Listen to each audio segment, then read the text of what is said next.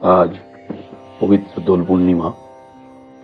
এই উপলক্ষে মহাপ্রভু শ্রী চৈতন্যদেবের সংক্ষিপ্ত জীবনী পাঠ লিখেছেন প্রণব রঞ্জন ঘোষ। পঞ্চদশ শতাব্দীর শেষের দিক, সালটা 1486 খ্রিস্টাব্দ। দোল পূর্ণিমার দিন, তার উপর চন্দ্রগ্রহণ। আকাশের চাঁদ কিছুক্ষণের জন্য মুখ ঢাকলেও নবদ্বীপের জগন্নাথ মিশ্রের ঘরের যে চাঁদ নেমে এলেন, এই 500 বছর পরেও তার দিব্য চরিত্রের আলো তেমনি উজ্জ্বল হয়ে আছে। ডাকনাম নিমাই, ভালো নাম বিশ্বম্ভর। তার দাদা বিশ্বরূপের চেয়ে 8 বছরের ছোট। বাবা মা দুজনেই পরম ভক্ত। দাদা ছোটবেলা থেকেই ভগবানের চিন্তা আর শাস্ত্রপাঠ নিয়ে আছেন। ছোট্ট নিমাই বাবা মা আর দাদার নয়নের মণি। আর পাড়া প্রতিবেশীরাও এই সোনার বরণ শচী দুলালকে না দেখে থাকতে পারেন না। সকলের স্নেহে আদরে শৈশব থেকে কৈশোরে পা দিতে না দিতে নিমাইয়ের দুষ্টুমির জ্বালায় পাড়ার লোকে অতিষ্ঠ। অথচ শিশু নিমাই যে ছোটবেলায় নামকরণের সময় আর সব জিনিস ছেড়ে ভাগবত বইখানির দিকে হাত বাড়িয়েছিল। কিছুতেই তার কান্না যখন থামতো না, তখন সকলে মিলে হরিনাম করলে যে তার কান্না থেমে যেত, এ কথা কে না জানে। আর এখন কিনা গঙ্গার ঘাটে খেলুড়ে বন্ধুদের সঙ্গে মিলে তার দস্যিপনায় পাড়ার লোক বারবার ছুটে আসে নালিশ জানাতে। কেহ বলে সন্ধ্যা করি জলেতে নামিয়া, ডুব দেই লইয়া যায় চরণে ধরিয়া। কেহ বলে পুত্র অতি বালক আমার, কর্ণে জল দিয়া তারে কান্দায় অপার। কেহ বলে বৈশে মোর পূজার আসনে, নৈবেদ্য খাইয়া বিষ্ণু পূজয়ে আপনে। উদ্ধৃতিগুলি প্রাচীন গ্রন্থ চৈতন্য ভাগবত থেকে। লেখাপড়ায় কিন্তু নিমাই বরাবর খুব ভালো। অল্প সময়েই তার সব পড়া তৈরি হয়ে যায়, আর বাকি সময়টা সে বন্ধু বান্ধবদের সঙ্গে খেলা করে কাটিয়ে দেয়। বাড়িতে এক বড় দাদা বিশ্বরূপ ছাড়া আর কাউকে সে ভয় করে না। মাঝে মাঝে দাদাকে অদ্বৈত আচার্যের বাড়ি থেকে ডেকে আনতে মা পাঠিয়ে দেন। বিশ্বরূপ সেখানে বৈষ্ণব ভক্তদের সঙ্গে ভগবানের নাম গুণগান এবং শাস্ত্র চর্চা করেন। এদিকে বেলা দুপুর গড়িয়ে যায়। তখন চৈতন্য ভাগবত লিখছেন, রন্ধন করিয়া শচী বলে বিশ্বম্ভরে, তোমার অগ্রজে গিয়া আনহ সত্তরে। মায়ের আদেশে প্রভু অদ্বৈত সভায়, আইসেন অগ্রজেরে লবার ছলায়। প্রতি অঙ্গ নিরূপম লাবণ্যের সীমা, কোটিচন্দ্র নহে এক নখের উপমা।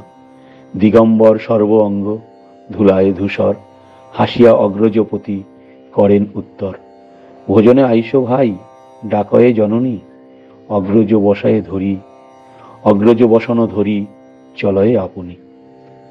অদ্বৈতাচার্য ছিলেন সেকালে নবদ্বীপের সেরা জ্ঞানী গুণী ভক্ত।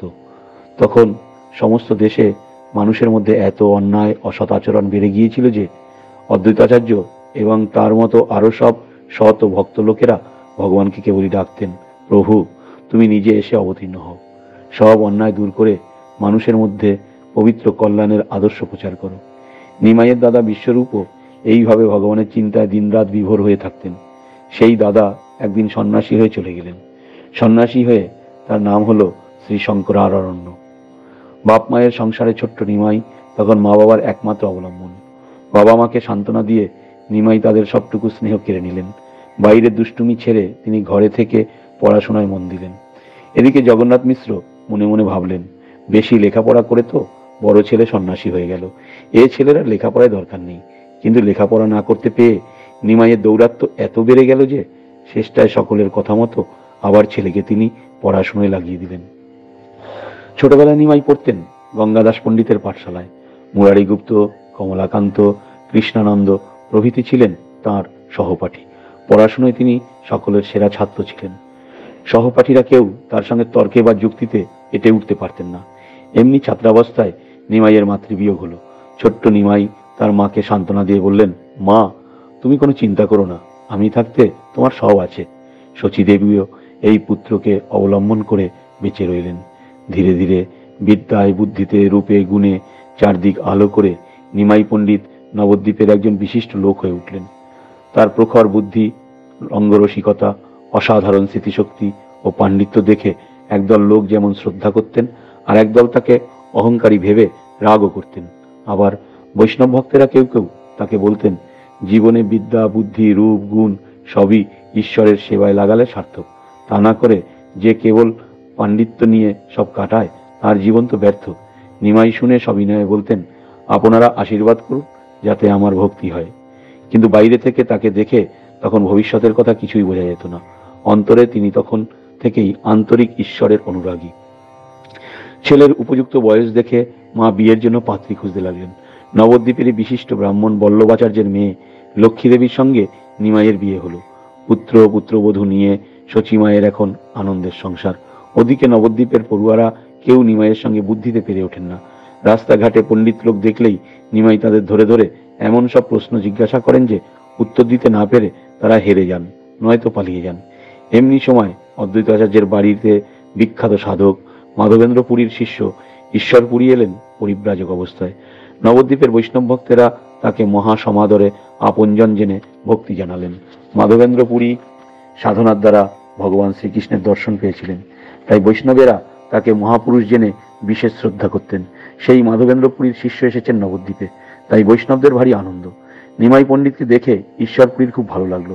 একদিন পথে দেখা হতে তিনি নিমাইকে বললেন, আমি একটি কৃষ্ণের চরিত্র গ্রন্থ লিখেছি, তুমি তো পণ্ডিত লোক, একটু ভুলটুলগুলি দেখে দিও। নিমাই পণ্ডিত বললেন, ভক্তের লেখা তো ভগবানের সম্বন্ধে বই, তাঁর দোষ ধরবে এমন সাহস কার? তবু ঈশ্বরপুরীর অনুরোধে এক আধটি শব্দ দেখে দিলেন। এমনি করে বৈষ্ণব সাধক ঈশ্বরপুরীর সঙ্গে তার প্রথম পরিচয়। নবদ্বীপে আর নবদ্বীপের আশেপাশে নিমাই পণ্ডিতের পাণ্ডিত্যের খ্যাতি তখন ছড়িয়ে পড়েছে। রোজ 10-20 জন করে ছাত্র এসে তার কাছে পড়তে চায়। ধীরে ধীরে নিমাই পণ্ডিত নবদ্বীপের একজন সেরা অধ্যাপক হয়ে উঠলেন। এমন সময় কাশ্মীর থেকে দিগ্বিজয়ী পণ্ডিত এলেন নবদ্বীপে। অন্য সব পণ্ডিতদের হারিয়ে তিনি বাংলায় এসেছেন। তার সঙ্গে তর্ক করে এ পর্যন্ত কেউ জয়ী হতে পারেননি। নবদ্বীপে এসে তিনি নিমাই পণ্ডিতের খ্যাতি শুনে তার সঙ্গেই তর্ক করতে এলেন। কিন্তু ধীর স্থিরভাবে নিমাই সেই পণ্ডিতের কথা থেকে এমন সব ভুল দেখিয়ে দিলেন যে তিনি হার স্বীকার করতে বাধ্য হলেন। নিমাই কিন্তু সেই ব্রাহ্মণ পণ্ডিতকে বুঝিয়ে বললেন যে কেবল পাণ্ডিত্যের অহংকার না করে ভগবানের শরণাগত হওয়াই মানুষের সবচেয়ে বড় কর্তব্য। পণ্ডিতও সে কথা বুঝতে পেরে নিজের ধন সম্পদ সব অন্যদের বিলিয়ে দিয়ে একা ভগবানের চিন্তা করবেন বলে সংসার ছেড়ে চলে গেলেন। এই দিগ্বিজয়ী পণ্ডিতের পরাভবের কাহিনী শুনে সারা নবদ্বীপের লোক নিমাই পণ্ডিতকে ধন্য ধন্য করতে লাগলেন। নিমাইয়ের বাবা জগন্নাথ মিশ্র এসেছিলেন পূর্ববঙ্গের শ্রীহট্ট জেলা থেকে। সেখানে তার আত্মীয় স্বজনেরা তখনও অনেকেই ছিলেন। তাই বড় হয়ে নিমাই তার পিতৃভূমি শ্রীহট্ট দর্শন করতে গেলেন। 6 মাস পূর্ববঙ্গের নানা জায়গায় ঘুরে বেরিয়ে সেখানকার ছোট বড় সব ধরনের লোকের সঙ্গে মেলামেশা করে সকলের কাছে সম্মান ও শ্রদ্ধা পেয়ে তিনি বাড়ি ফিরে এলেন। শুধু পণ্ডিত বলেই নয়, সত্যিকার ঈশ্বর প্রেমিক বলেও কেউ কেউ তাকে এই সময় থেকেই শ্রদ্ধা করে গুরুর মর্যাদা দিতে লাগলেন। তপন মিশ্র নামে এক ব্রাহ্মণ এই ভ্রমণের সময় তার কাছে সাধ্য সাধন তত্ত্ব সম্বন্ধে উপদেশ পেয়েছেন। সাধ্য সাধন তত্ত্ব বা ভগবানকে পাওয়ার উপায় নিয়ে এই প্রথম তার আলোচনা। বাড়ি ফিরে এসে নিমাই শুনলেন এর মধ্যে সাপের কামড়ে তার স্ত্রী লক্ষ্মী দেবী মৃত্যুবরণ করেছেন। ঈশ্বরের ইচ্ছা জেনে এই শোক তিনি শান্ত গম্ভীরভাবে গ্রহণ করে মাকে সান্ত্বনা দিলেন। আবার শুরু হলো তার অধ্যাপনা, বন্ধু বান্ধবদের সঙ্গে নানা বিষয়ের তত্ত্ব আলোচনা। ওদিকে মা চেষ্টা করতে লাগলেন ছেলে যাতে আবার সংসারী হয়। একটি যোগ্য পাত্রীর খোঁজও পেলেন, সনাতন রাজপণ্ডিতের মেয়ে বিষ্ণুপ্রিয়া। বিয়ের প্রস্তাবের কথা শুনে বুদ্ধিমন্ত খান, মুকুন্দ, সঞ্জয় প্রভৃতি তার বন্ধু অনুরাগীরা সবাই মিলে বিরাট এক উৎসবের আয়োজন করলেন। রাজরাজার বাড়িতে এত সমারোহ হয় কিনা সন্দেহ। নিমাই বিষ্ণুপ্রিয়াকে নিয়ে শচীমায়ের গৃহস্থালী আবার পরিপূর্ণ হয়ে উঠল। কিছুদিন পর নিমাই পিতার উদ্দেশ্যে পিণ্ড দেবার জন্য গয়া তীর্থে যাবেন ঠিক করলেন। তখনকার দিনে পায়ে হেঁটে তীর্থ করতে হতো। মেসমশাই চন্দ্রশেখর আচার্য এবং কয়েকজন শিষ্যকে নিয়ে তিনি তীর্থযাত্রায় বেরুলেন। গয়ায় এসে ভগবান বিষ্ণুর পদচিহ্নের বিখ্যাত মন্দির দর্শন করতে গেলেন। ভগবান বিষ্ণুর পাদপদ্ম দর্শন করতে করতে তার এতদিনের গোপন করা ভক্তিধারা চোখের জল হয়ে শতধারে ঝরে পড়তে লাগলো। এ ব্যাপারে চৈতন্য ভাগবত লিখেছে, অশ্রুধারা বহে দুই শ্রীপদ্ম নয়নে, লোমহর্ষ কম্প হইল চরণ দর্শনে। সর্বজগতের ভাগ্যে প্রভু গৌরচন্দ্র, প্রেমভক্তি প্রকাশের করিলা আরম্ভ। ঠিক সেই সময় ঈশ্বরপুরীও এসেছেন বিষ্ণু পাদপদ্ম দর্শনে। নিমাই তাকে দেখা মাত্র অতি ভক্তিভাবে প্রণাম করে বললেন, আপনার মতো ভক্তকে দেখেই আমার তীর্থযাত্রা সফল হয়েছে। এখন দয়া করে আপনি আমাকে ভগবানের পথ বলে দিন। কয়েকদিনের মধ্যে ঈশ্বরপুরীর কাছে তার দীক্ষা হয়ে গেল। দীক্ষা নিয়ে তিনি এক কৃষ্ণ ছাড়া আর কোনো চিন্তাই করতে পারতেন না। নবদ্বীপ থেকে আসার সময় যে ধীর গম্ভীর অধ্যাপকটি এসেছিলেন, এখন থেকে তিনি ভগবত প্রেমে পাগল এক সাধকে পরিণত হলেন। গয়া থেকে ফিরে আসার পথে কানাই নাটশালা গ্রামে তার প্রথম কৃষ্ণ দর্শন হলো। চৈতন্য ভাগবতে আমরা চৈতন্যদেবের উক্তি এইভাবে পাই, তমাল শ্যামল এক বালক সুন্দর, নবগুঞ্জা সহিত কুন্তল মনোহর, বিচিত্র ময়ূর পুচ্ছ শোভেত দুপরি, ঝলমল মণিগণ লক্ষিতে না পারি, হাতেতে মোহন বংশী পরম সুন্দর, চরণে নূপুর শোভে অতি মনোহর, আমার সমীপে আইলা হাসিতে হাসিতে, আমা আলিঙ্গিয়া পলাইয়া কোন ভীতে। তারপর থেকে তার শয়ন স্বপন অধ্যপন অধ্যাপনা জীবনের সব কাজ কৃষ্ণময় হয়ে উঠল। নবদ্বীপের বৈষ্ণব ভক্তেরা নিমাইয়ের এই অপূর্ব কৃষ্ণ ভক্তি দেখে পুলকিত, আর ঘরের মধ্যে শচী বিষ্ণুপ্রিয়া মনে মনে শঙ্কিত। ছাত্রেরা নিমাইয়ের টোলে এসে ব্যাকরণ থেকে আরম্ভ করে সর্বশাস্ত্রের ব্যাখ্যাতেই এক কৃষ্ণ নাম গুণগান ছাড়া কিছু শুনতে পান না। ওদিকে নিমাইকে কেন্দ্র করে ভক্ত শ্রীবাসের অঙ্গনে প্রতি রাত্রে হরি সংকীর্তনের উচ্চ রোল সারা নবদ্বীপে আলোড়ন জাগিয়ে তুলল। ধীরে ধীরে নিমাই বুঝতে পারলেন ছাত্রদের নিয়ে এই অধ্যাপনার কাজ আর তার দ্বারা সম্ভব নয়। চোখের জলে ভেসে ছাত্রেরা তার কাছে বিদায় নিল। বিদায়কালে তিনি ছাত্রদের হরি নাম গুণগান গানেরই উপদেশ দিলেন।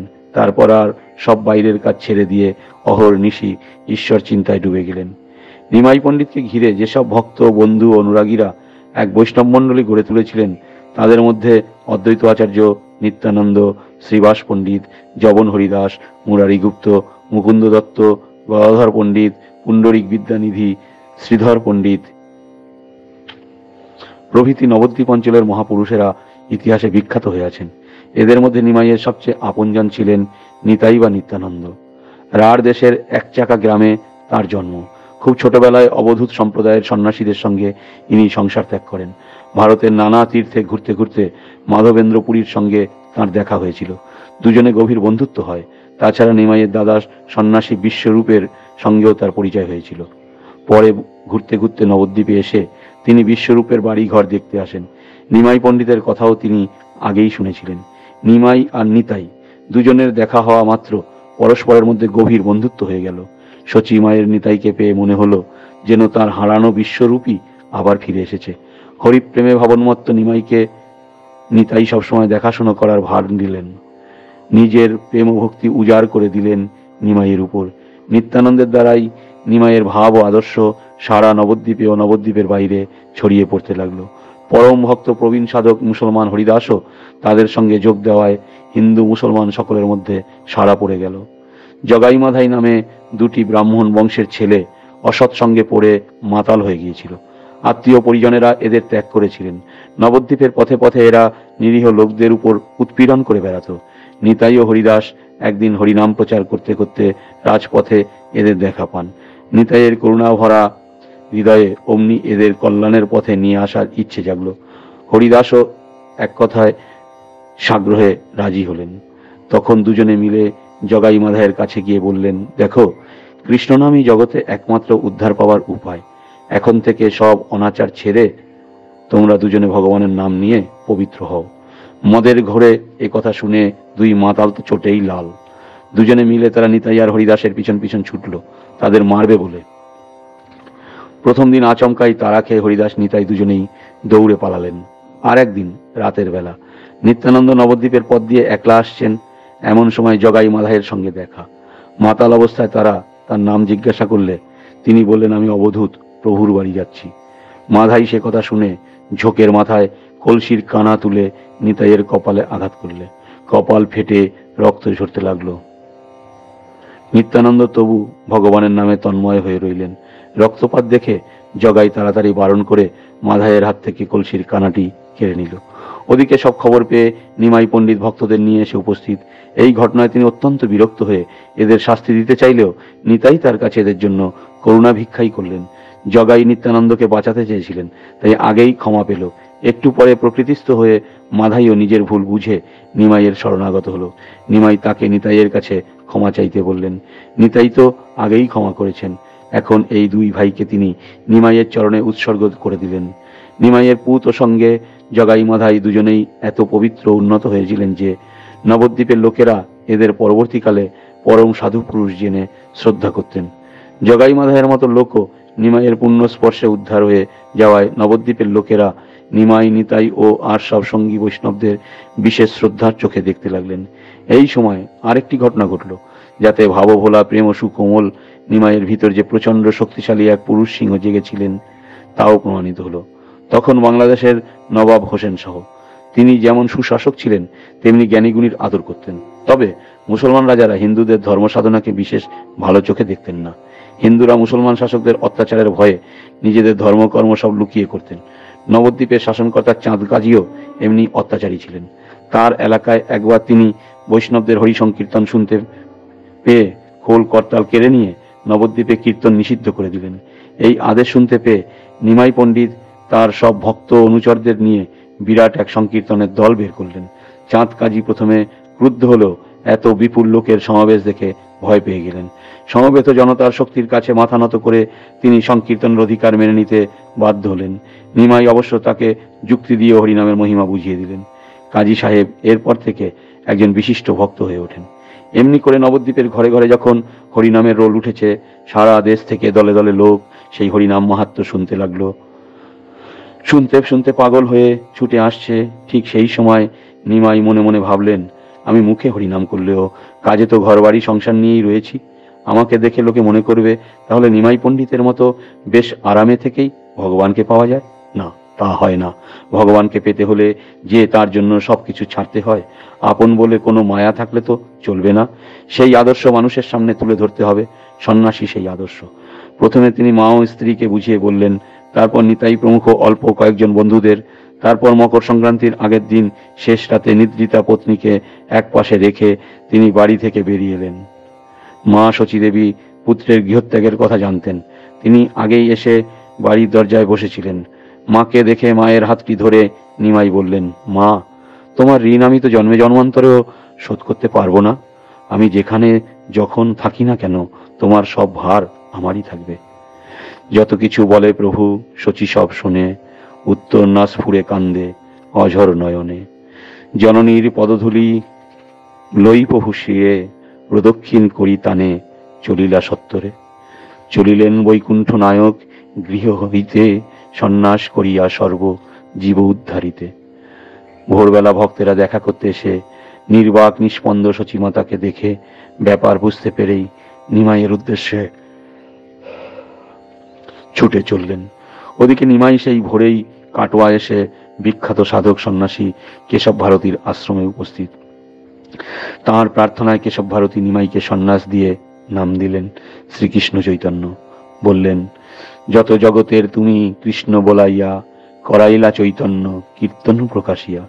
এ থেকে তোমার নাম শ্রীকৃষ্ণ চৈতন্য, সর্বলোক তোমা হইতে যাতে হইল ধন্য। এদিকে নিমাইয়ের সন্ধানে নিত্যানন্দ প্রভৃতি ভক্তেরা আগেই এসে কাটোয়া উপস্থিত হয়েছিলেন। সন্ন্যাসের পর শ্রীকৃষ্ণ চৈতন্য উত্তর ভারতে তীর্থ পরিক্রমায় যাবেন শুনে তারাও সঙ্গী হতে চাইলেন।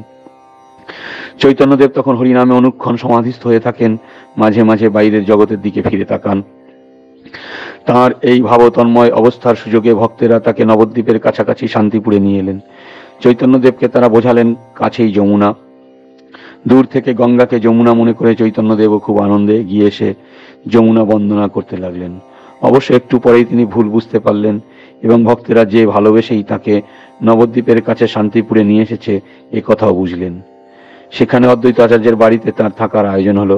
সারা নবদ্বীপের লোক তাকে দেখার জন্য শান্তিপুরে ভেঙে পড়ল। মা শচীদেবীও এলেন। শুধু সন্ন্যাসীর পক্ষে নিয়ম নেই বলে পত্নী বিষ্ণুপ্রিয়া আর তাঁর দর্শন পেলেন না।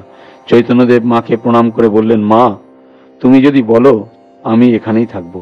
মা বললেন, সন্ন্যাসী হয়ে এখানে বাড়ি ঘরের কাছে থাকলে লোকে তোমার নিন্দা করবে, তার চেয়ে তুমি পুরীতে জগন্নাথ দেবের তীর্থক্ষেত্রে থাকো। ভক্তেরা প্রতি বছর সেখানে যায়।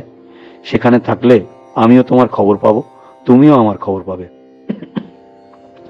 মায়ের কথা মাথা পেতে নিয়ে চৈতন্যদেব এরপর থেকে বেশিরভাগ সময় পুরীতেই ছিলেন। আর বিষ্ণুপ্রিয়া নবদ্বীপে স্বামীর আদর্শে দিনরাত ভগবানের নাম জপ করে সারা জীবন সাধনায় কাটিয়ে দিয়েছিলেন।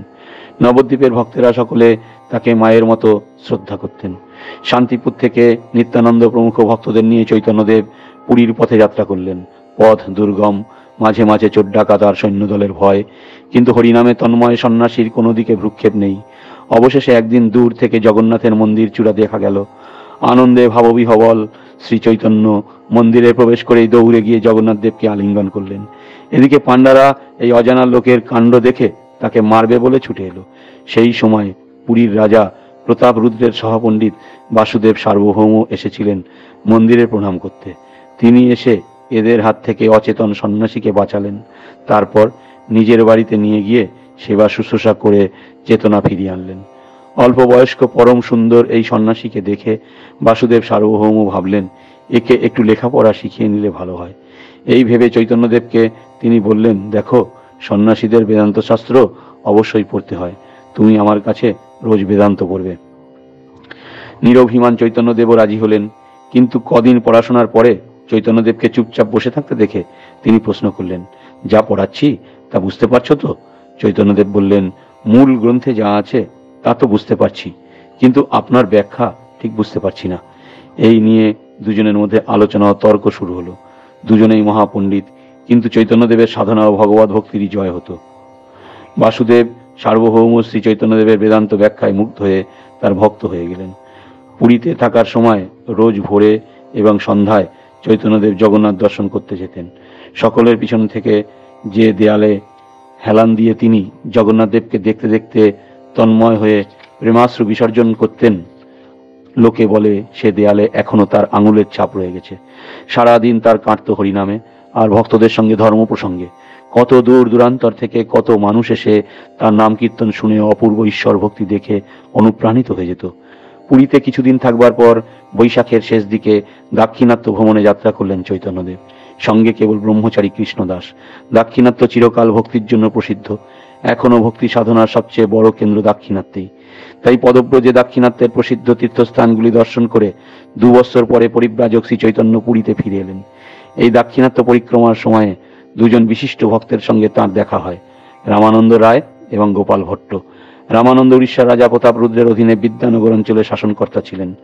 রামানন্দের ভক্তি ও পাণ্ডিত্যের কথা চৈতন্যদেব বাসুদেব সার্বভৌমের কাছে আগে শুনেছিলেন। গোদাবরী নদীর তীরে রামানন্দের সঙ্গে তাঁর দেখা হলো। আলাপ পরিচয়ের পর দুজনে মিলে ভক্তি ধর্ম সম্বন্ধে আলোচনা শুরু হলো। চৈতন্যদেব একের পর এক প্রশ্ন করে যান। রামানন্দ নিপুণভাবে সেসব প্রশ্নের উত্তর দিয়ে চলেন। এইভাবে কয়েকদিনের আলোচনায় চৈতন্যদেব রামানন্দের অসাধারণ মনীষার পরিচয় পেলেন। আর রামানন্দ বুঝলেন, মহাসাধক না হলে এ ধরনের প্রশ্ন এবং এ ধরনের আলোচনা কারো পক্ষে সম্ভব নয়। পরম ভক্তিতে তিনি শ্রী চৈতন্যদেবের পায়ে লুটিয়ে পড়লেন।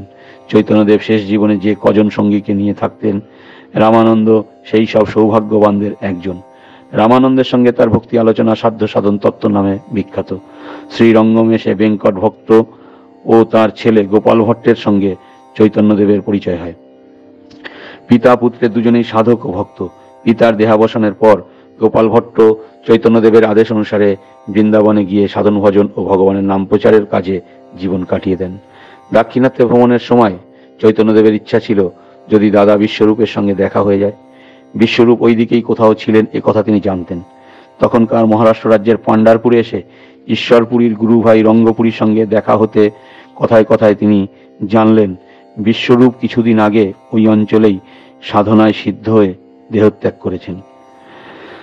দাক্ষিণাত্য থেকে 2টি ভক্তিশাস্ত্রের বিখ্যাত গ্রন্থ কৃষ্ণ কর্ণামৃত এবং ব্রহ্ম সংহিতা তিনি সংগ্রহ করে নিয়ে আসেন। এই ভ্রমণের সময় দক্ষিণ দেশের ভক্তেরা তার বিনয়, নম্রতা, ত্যাগ ও ভক্তি দেখে মুগ্ধ হয়েছিলেন। তিনিও দক্ষিণ দেশের ভক্তি সাধকদের সঙ্গ করেছি বিশেষ আনন্দ লাভ করেছিলেন। অসংখ্য তীর্থ, মন্দির ও প্রতিমায় অপরূপ শিল্পকলার মণ্ডিত দাক্ষিণাত্য ভ্রমণ চৈতন্যদেবের ভক্তিভাব ও গুণ বাড়িয়ে তুলেছিল। চৈতন্যদেব পুরীতে থাকার সময় প্রতি বছর রথযাত্রায় ভক্তেরা নবদ্বীপ থেকে শচী মায়ের তৈরি নানা রকম খাবার নিয়ে চৈতন্যদেবের সঙ্গে দেখা করতে আসতেন এবং বর্ষার 4 মাস পুরীতেই থাকতেন। চৈতন্যদেবও ভক্তদের কাছে মায়ের খোঁজ খবর নিয়ে মাকে প্রণাম জানাতেন।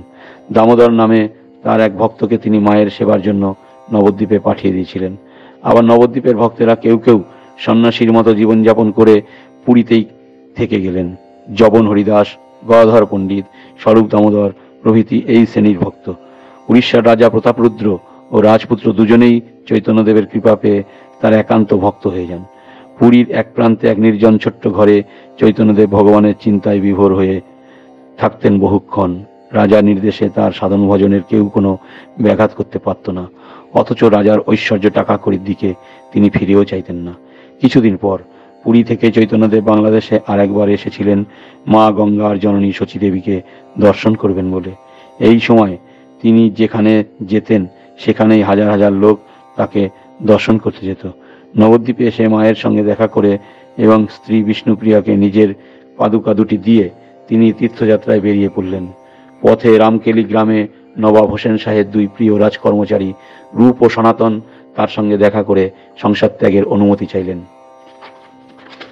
চৈতন্যদেব তাদের উপযুক্ত সময়ের জন্য অপেক্ষা করতে বললেন এবং তাদেরই কথা মতো ঠিক করলেন এরপর থেকে একা তীর্থযাত্রায় বেরুবেন, নইলে নবাবের লোকের মনে নানা সন্দেহ হতে পারে। তীর্থযাত্রার পথে শান্তিপুরে থাকার সময় সপ্তগ্রামের সেকালের সবচেয়ে ধনী জমিদারের ছেলে রঘুনাথ এসে চৈতন্যদেবের কাছে সর্বস্ব ত্যাগের অনুমতি চাইল। চৈতন্যদেব তাকেও নিরাসক্তভাবে সংসার করে আরো কিছুদিন পরে তার কাছে পুরী আসতে বললেন। তারপর পুরীতে ফিরে অন্য পথ দিয়ে বৃন্দাবন যাত্রা করলেন। বৃন্দাবন বৈষ্ণবদের শ্রেষ্ঠ তীর্থ। কাশী হয়ে প্রয়াগ ত্রিবেণী সঙ্গমে স্নান করে মথুরার পথে বৃন্দাবনে আস্তে আস্তে কৃষ্ণলীলার কাহিনী সব একে একে তার মনে পড়তে লাগলো। প্রতি বৃক্ষলতা প্রভু করেন আলিঙ্গন, পুষ্পাদি ধ্যানে করেন কৃষ্ণের সমর্পণ। অশ্রুকম্প পুলক প্রেমে শরীর অস্থির। কৃষ্ণ বল, কৃষ্ণ বল, কৃষ্ণ বল বলে উচ্চ ঈশ্বরে। স্থাবর জঙ্গম মিলি করে কৃষ্ণ ধ্বনি। প্রভুর গম্ভীর স্বরে যেন প্রতিধ্বনি। বৃন্দাবনে তার ভাবভক্তির প্রকাশ পুরীর থেকে অনেক বেশি হয়েছিল। সেখানকার লোকেরাও তার ঈশ্বর অনুরাগ ও ভক্তি দেখে বৃন্দাবনের মহিমা সম্বন্ধে আরো বেশি সজাগ হলো। সেখান থেকে প্রয়াগে ফিরলেন চৈতন্যদেব।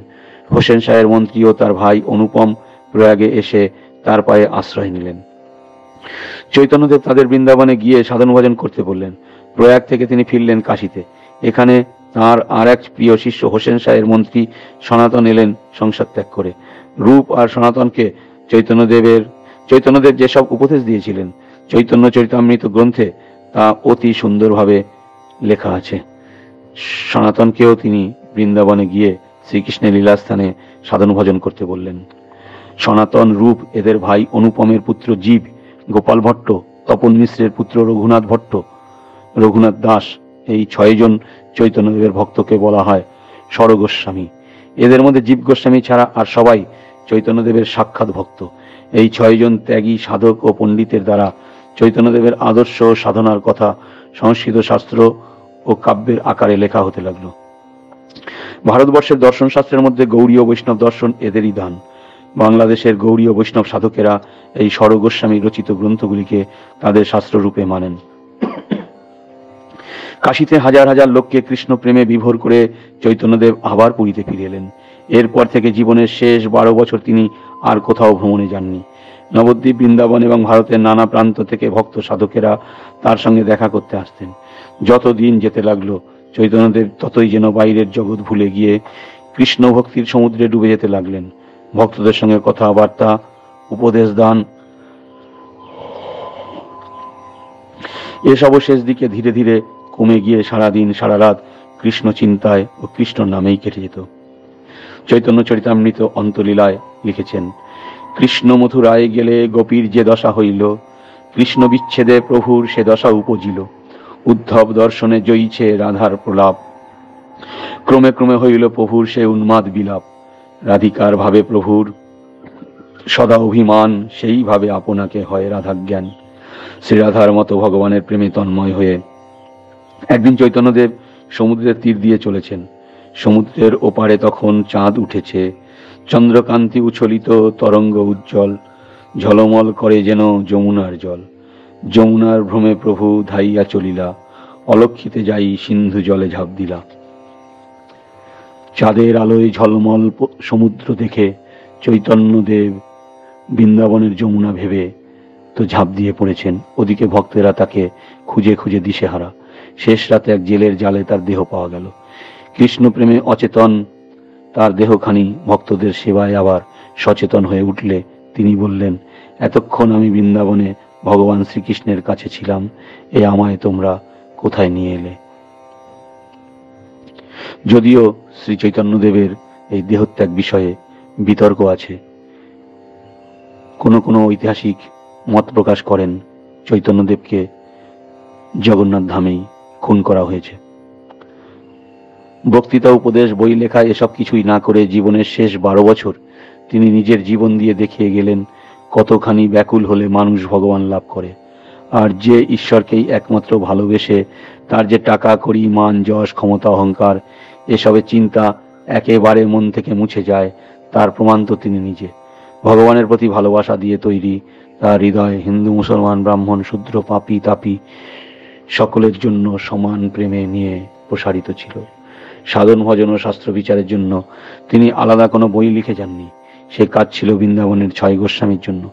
আর বাংলাদেশে হরিনাম প্রচারের জন্য তিনি ভার দিয়েছিলেন নিত্যানন্দ, অদ্বৈত আচার্য, শ্রীবাস পণ্ডিত প্রভৃতির উপর।